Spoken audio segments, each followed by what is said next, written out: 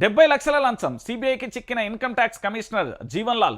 ఆయనతో పాటు మరో 4 అరెస్ట్. ఏకకాలంలో 18 ప్రాంతాలలో సిబిఐ సోదాలు. మరో 69 లక్షల నగదు పట్టివేత. బినామీ పేర్ల మీద కోట్లలో ఆస్తుల గుర్తింపు. ఈయన బీఆర్ఎస్ మాజీ ఎమ్మెల్యే రాములు నాయక్ కొడుకట.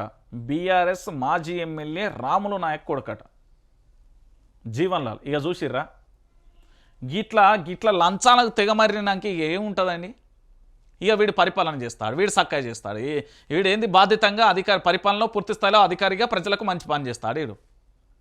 వీడు గిట్లా ఏది పందికొక్కు లెక్క తినమరిగినాక ఇంకేం బాగుపడతారండి వీళ్ళు. 70 లక్షల లంచమట. వీడు మనిషా ఇంకేమన్నా.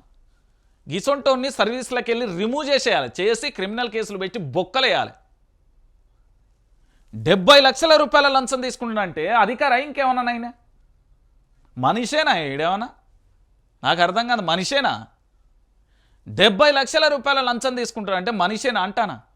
ఈ దేశానికి సంబంధించి ఓ పక్కన మన దేశ భద్రత కోసం ఆర్మీ ఎలాంటి సేవలు చేస్తున్నది, దాంతోపాటు ఇక్కడి పౌరులు ఎంత ఉత్సాహంగా ఉన్నారు ఆర్మీలో పాల్గొనడానికి. ఇంకో పక్కన జర్నలిస్టులకు సంబంధించి మా ప్రాణాలను పనంగా పెట్టి మేము ఎంత పోరాటం చేస్తున్నాం. ఇలాంటి పందికొక్కులు సామాన్యులను పీడించుకొని తిని 70 లక్షల లంచం తీసుకున్నాక గిసొంటోళ్ళు ఇక ఉన్నాక ఏం చేస్తారండి.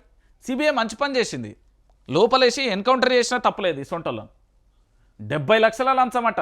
ఏకకాలంలో 18 ప్రాంతాలలో సోదాలు చేస్తే 69 లక్షల నగదు పట్టివేసిల్లట. ఇంత దారుణంగా ఉంటారు.